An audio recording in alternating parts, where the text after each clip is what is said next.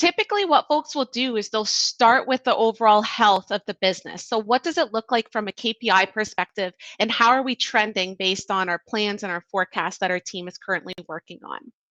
Working within any of our templates or reports will be in the primary user interface of Excel, like Marlene talked through just a moment ago.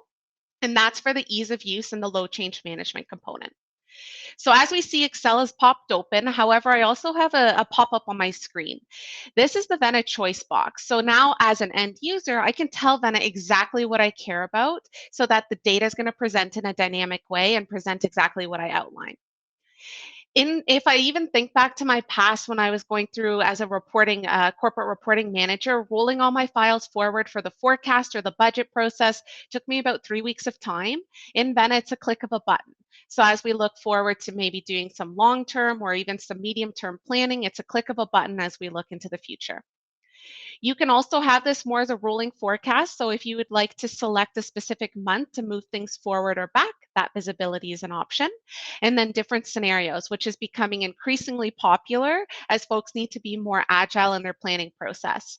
I would say many of our clients will start with a traditional budget or forecast, but then as we get comfortable in the application and we want to get more in the weeds with our planning, you might have some other scenarios like what happens if rates increase by 25 basis points or decrease, or what's our best case, worst case scenario.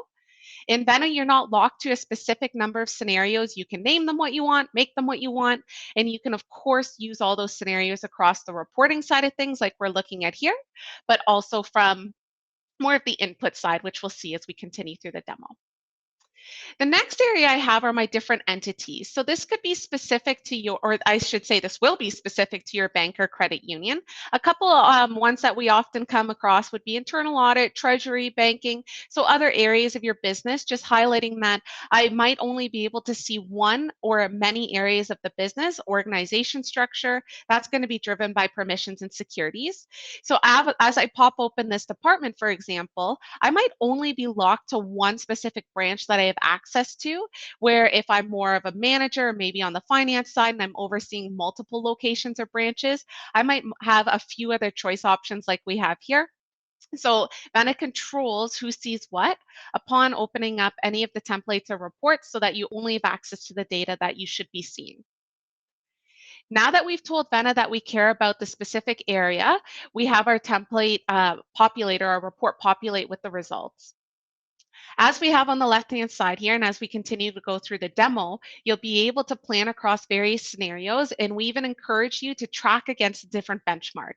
This could come in from a third-party system like Moody's, for example, if you're looking at different yield curves or different benchmarks you want to compare against. If you want to just compare against maybe historics of your own bank or credit union, that's an option. And then, of course, the team's going to go through and do their plans for the upcoming forecast and budgets so that we can track that trend or track that how that compares across different benchmarks. Product margin broken out into your different product categories for the upcoming months. You'll have your actuals coming through as well as any of those future plans. This is dynamic. We can drill down to see underlying details. Same on the interest bearing side or the deposit side. You'll have your handful of products. You probably have many more than this, but here's just a snapshot as to what common ones we see in the industry. Going a step further here on the ROA and the ROE. Of course, for credit unions, you're likely not going to have your ROE, so we can configure any of these templates specifically for yourselves so that it's capturing exactly the KPIs and the different visuals and graphs and visuals that you need to make your decisions. Taking this a step further, we also have some ratios. I would again say this is more of a snapshot at different ratios that many of our clients are using to report against. It's completely configurable to you, but this is going to dynamically update as we start to make changes into our budget and forecasts. Now, other views that we've seen from our clients is instead of a monthly view, you might have trailing actuals on an annual basis, or you might have more of a quarterly perspective. So just different ways to visualize and calculate out your different ratios.